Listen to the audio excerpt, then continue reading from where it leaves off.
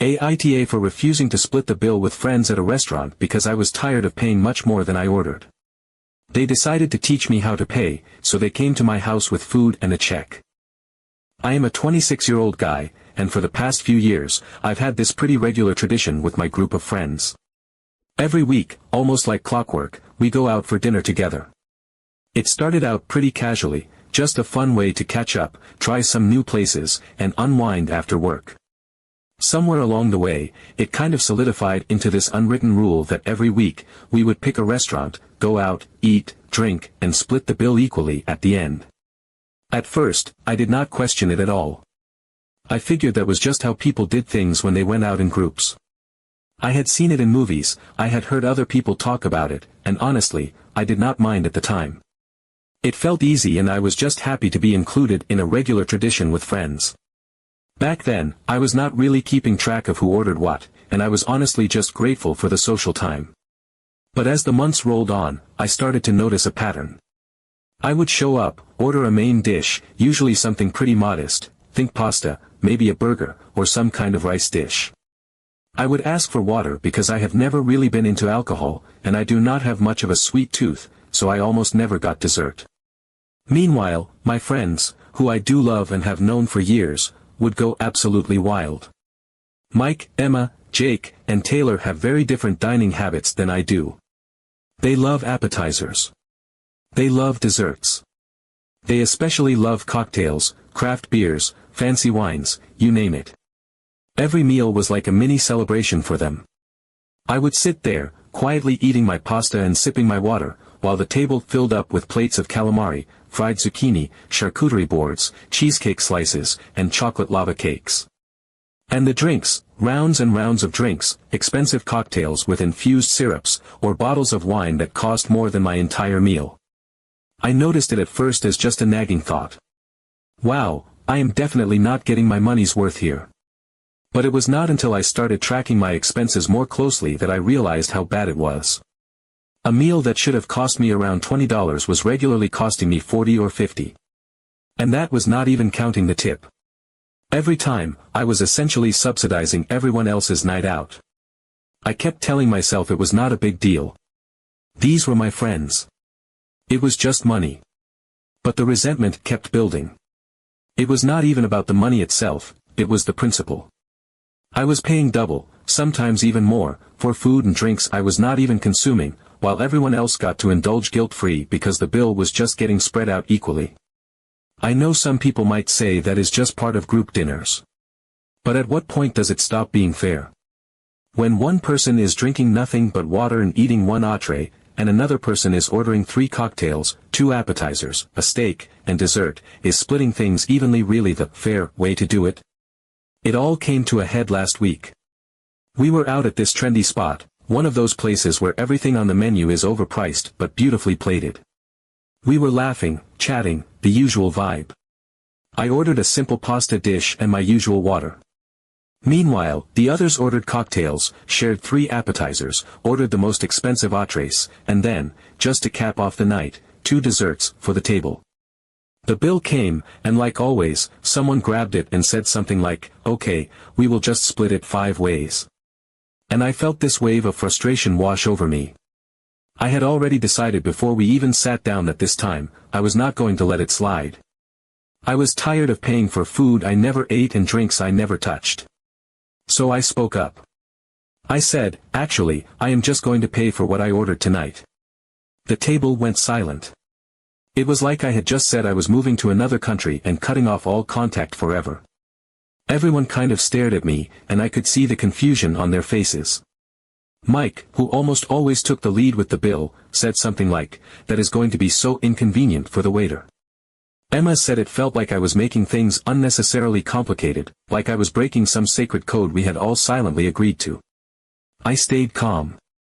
I was not rude about it, I just said I was tired of covering other people's meals and drinks, especially since I was only eating one main dish and drinking water every time. I said it was not personal, I just wanted to pay my own way from now on. The mood shifted. Not in a huge dramatic way, but there was definitely tension. Taylor made some half-joking comment about how I was keeping score or being petty over a few bucks, which made me feel even more justified in standing my ground. It was not a few bucks. Over the course of months and months, I had probably spent hundreds of dollars on food and drinks I did not consume. I flagged the waiter, asked for a separate check for myself, and paid quietly. The whole thing felt so awkward, like I had just broken some unspoken social contract. Afterward, the conversation felt stiffer than usual, and when we left the restaurant, I could tell everyone was still processing it. I do not think they see it from my perspective, or if they do, they think I am cheap or uptight for bringing it up after all this time. I do not think I am wrong for wanting to pay for just my own food. It feels fair. It feels right. But I cannot shake the feeling that, in their eyes, I broke some kind of social rule and now I am, that guy, the one who made everything weird. So I guess I am wondering, am I the asshole for finally putting my foot down and saying I will only pay for what I ordered, even after going along with the split the bill system for so long? Update 1. After that evening, when I had dared to break the sacred tradition of splitting the bill equally, our group chat practically turned into a battlefield. It started with Emma, of course, Emma, who had always been the unofficial social coordinator of the group, the one who picked the restaurants, the one who made sure everyone's birthdays were celebrated, the one who could turn even the simplest dinner into a whole event. She wrote this long, dramatic message, the kind where you have to scroll and scroll just to get to the end, all about how friends do not do things like this to each other, how in our group everything had always been equal, and how that equality was what made our friendship special.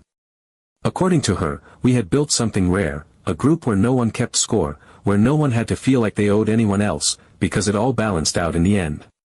And now, because of me, that balance was shattered. Mike was the next to pile on. His message was shorter, but the disappointment radiated off the screen like heat. He said he could not understand how I could be so petty over a few dollars, especially after all these years of friendship. He talked about all the memories we had made around those dinner tables, the inside jokes, the birthday toasts, the times we had all stayed out way too late and stumbled home together laughing. To him, my refusal to split the bill was not just about money. It was a rejection of all of that history, like I was saying it had never meant anything to me. Then Jake jumped in, and his message had a different energy entirely. Less disappointment, more aggression. He asked what I even meant by all this. Did I really feel sorry for my own friends? Did I really think they were trying to take advantage of me? Did I honestly believe that my friends, the people I had known for years, the people who had shown up for me during breakups, work problems, family drama, were so greedy that they would intentionally leave me with a bigger bill just so they could save a few bucks? According to Jake, what I had done was not just embarrassing, it was insulting.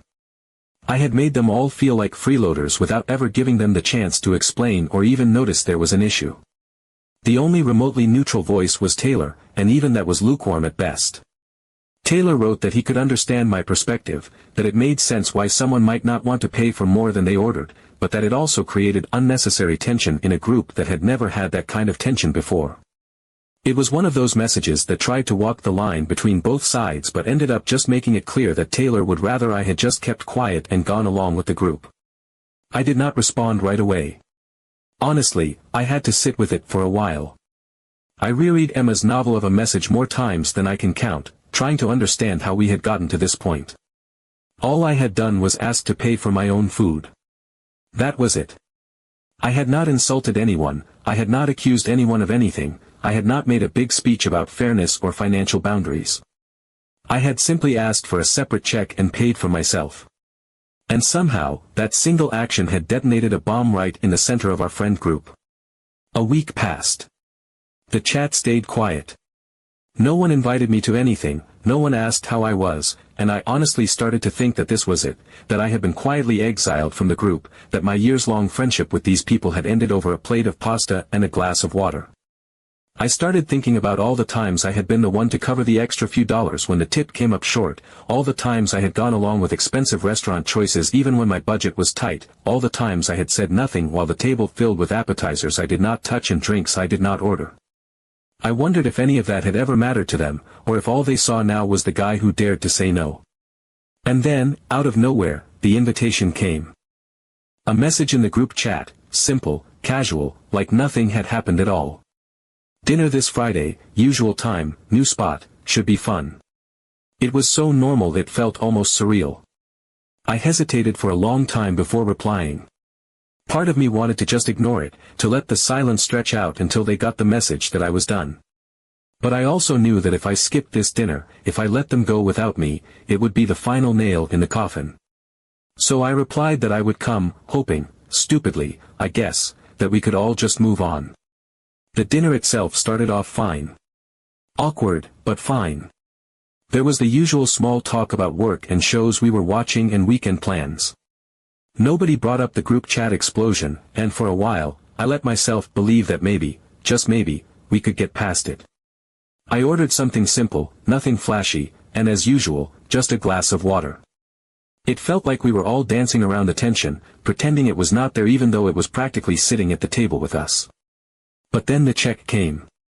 The server set it down in the middle of the table like always, and before anyone could say a word, Emma smiled, that tight, too wide smile she got when she was being nice, but really wanted to sink her teeth into someone. She said, "Well, no jokes this time, we pay equally, like always." Her voice was light, but the message was clear. This was not a request. It was a test. A demand. A declaration that my little rebellion was over, and it was time to fall back in line. I felt my face get hot, but I kept my voice calm. I said, just as clearly, that I would only be paying for myself and that this was not even discussed. The silence that followed was even heavier than the last time, but I did not care. The truth was, I was done arguing about it.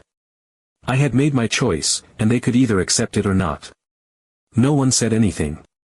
No one made a joke to lighten the mood or tried to talk me out of it. They just stared, like they were seeing me for the first time, like they could not believe I was really doing this again. I called the server over, asked for a separate check, and paid for my meal. Then I stood up, said goodbye, and went home. Update 2. I thought that would be the end of it. After the second restaurant incident, after I paid for my own meal, said goodbye, and walked out, I figured the message was clear. They didn't have to like it, but they couldn't say they didn't know where I stood. I assumed the group chat would either go silent, or they'd start planning things without me, which, honestly, I was already preparing myself for.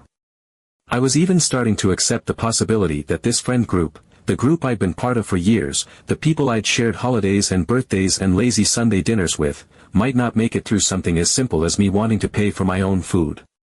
But then, a few days later, I was sitting at home, fully settled into a quiet evening, when I heard a knock on my door. Not a text, not a warning, just a sudden, unexpected knock. When I opened the door, I was stunned.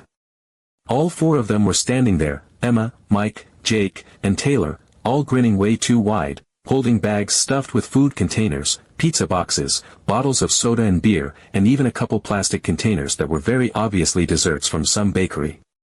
Before I could even ask what they were doing there, Emma stepped forward, practically shoving a pizza box into my hands while cheerfully announcing that they'd decided to throw a surprise party at my place. It was such an obvious ambush that I felt like I was watching it happen from outside my own body. There was no invitation, no warning, no chance for me to say no. They didn't even wait for me to react before they all pushed past me, carrying their bags of food and drinks, making themselves at home like this was just another one of our regular hangouts. The whole thing had this forced, fake cheerfulness to it, like they were overcompensating for how tense things had been lately. But they were trying so hard to act like everything was normal that I decided not to ruin the mood.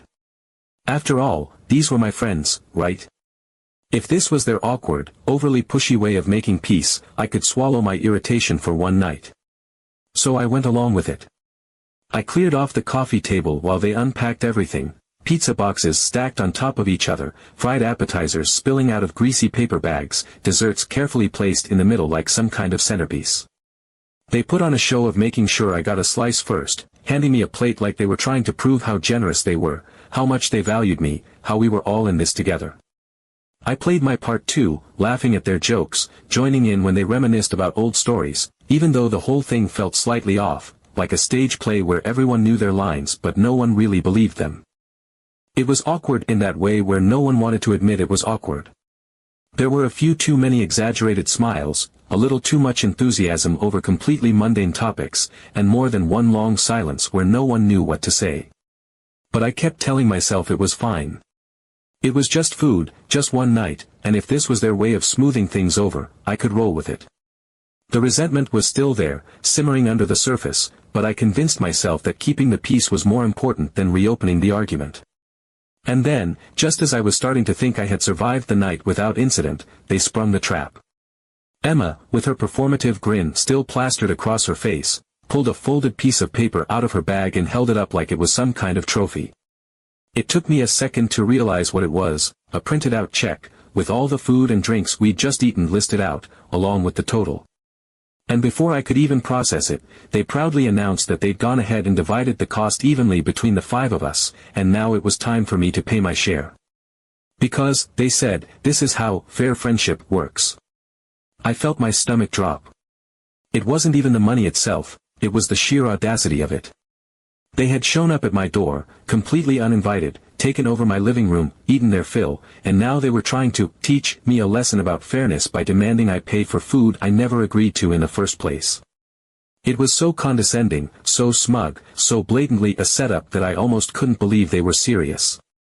But there they were, all 4 of them, sitting in my living room like they'd done me some huge favor by letting me contribute to their dinner. For a second, I didn't say anything. I took the check from Emma's hand and looked at it, slowly, carefully, counting up the items I had actually eaten, 1 slice of pizza, a handful of fries, and a small piece of cake that Taylor had pushed toward me after cutting it in half. That was it. I didn't touch the drinks, I didn't ask for any of the appetizers, and I sure as hell hadn't requested an ambush dinner at my own house. Without a word, I took out my wallet, counted out exactly enough cash to cover the food I had actually eaten, and placed it on the table. I made sure they saw me do it. I made sure they knew, without a doubt, that I wasn't playing along with whatever lesson they thought they were teaching me. Then, calmly and clearly, I told them I'd had enough. I was done pretending this was normal, done pretending their manipulative little stunts were about friendship, done pretending that being part of the group meant signing over my wallet every time we ate together. They just sat there, stunned. No one said a word at first, like they couldn't believe I had the nerve to stand up to them in my own house. Emma's face went bright red, her mouth opening and closing like she was trying to find the right words. And then, finally, she exploded, screaming that I was destroying the company with my selfishness. They were shocked, especially Emma, who screamed that I was destroying the company with my selfishness. Update 3. After that so-called party, after Emma's dramatic meltdown in my own living room and the stunned silence that followed, I knew I was done. There was no grand decision-making process, no back and forth weighing the pros and cons of cutting off people I had known for years. It was just over. Something had broken in that moment, something that had probably been cracked for a long time but had finally shattered under the weight of their entitled expectations and manipulative antics. The next morning, before I could even talk myself into second-guessing it, I left every group chat we shared. The main one we'd used to plan dinners, the smaller one where we sometimes talked about weekend trips or random memes, even the birthday planning chat they had made a few years ago. I wiped my hands of all of it. I wasn't going to leave a message or a parting speech, I was just done. But of course, they couldn't let it go that easily. The messages started rolling in almost immediately, as if they'd been sitting there, waiting for me to make the first move. The tone shifted wildly from one message to the next. Some were furious, outright accusing me of being stingy, selfish, a cheapskate who had wasted years of friendship over a few dollars. Others tried to play the guilt card, epic monologues about how real friends don't count every cent, how real friendship is about generosity and trust and not keeping track of who ordered what. Jake's messages were the hardest to read, not because they were particularly convincing, but because they were soaked in this performative heartbreak, the kind of over-the-top emotional manipulation you'd expect from a bad soap opera. He went on and on about how we'd grown up together, how we'd been through so much, how I was closer to him than his own brother at certain points in life. And now, apparently, I was throwing all of that away because I refused to pay for someone else's 4th round of cocktails. According to Jake, I wasn't just walking away from a group of friends, I was turning my back on my own history, rewriting all the good times into something petty and transactional. But the most interesting part came a few days later. I hadn't responded to a single one of their messages, I'd muted them all, left them unread, and moved on with my life. That's when I ran into someone I hadn't seen in a while, a casual acquaintance who worked at one of the more popular restaurants in town. We were just making small talk when, completely unprompted, they mentioned that they'd seen my old group there a couple of nights earlier. All of them, Emma, Mike, Jake, and Taylor, sitting at a big table, drinking, laughing, piling the table with appetizers and desserts the way they always did. And when the check came, they split it evenly, just like always. That part didn't surprise me at all. What did was how easily they had slipped back into the routine, like I had never existed, like they hadn't just spent weeks turning me into some villainous Scrooge for refusing to play along. They didn't stop going out, they didn't change how they did things, they didn't suddenly have an epiphany about fairness or personal budgets. They just found a new way to divide the bill evenly, one person lighter, sure, but with the same self-satisfied confidence that this was the only right way to do friendship. And that's when it really hit me. They were never angry because I had done something wrong. They were angry because I had disrupted the system. For years, I had unknowingly been a financial buffer, the person who made their extravagant dinners a little cheaper, who absorbed the cost of their extra drinks and indulgent orders without complaint. When I finally stood up for myself, it wasn't just inconvenient, it was a threat. Without me, the balance shifted. They couldn't pretend they were all contributing equally anymore because the person who had been quietly covering the difference was gone. I thought back to all the times I had justified it to myself, it's just how groups work, it all evens out, it's not worth the argument. I thought about every time I had handed over my card, swallowing the frustration, convincing myself that friendship was worth a little financial discomfort. But the truth was, it had never evened out. There was no unspoken balancing act where sometimes I paid more, sometimes they paid more, it had always flowed in one direction, from my wallet to their table, and they had been more than happy to let it stay that way. Now, I don't talk to any of them, and to be honest, I don't regret it. Not even a little. It's not just about the money, it's about what the money represented. Friendship shouldn't come with a price tag. It shouldn't come with silent expectations or a running tally of who owes who. Real friends don't see each other as financial safety nets, or walking ATMs, or convenient ways to make a pricey dinner a little more affordable. Real friends don't guilt-trip you for wanting basic fairness or ambush you in your own home to stage some twisted lesson in group economics. Since cutting ties, I've made a few new friends, people I met through work, through hobbies I've been neglecting, even through random chance. We've gone out to eat a few times, and every single time, without discussion or drama, everyone pays for what they ordered. No one blinks, no one complains, no one treats it like a betrayal of some sacred code. It's just normal, the way it always should have been. And you know what? Those meals taste a hell of a lot better. Sometimes you have to say, enough, in time, even if it means saying goodbye to old friends. Because friends who only see you as a wallet are not friends.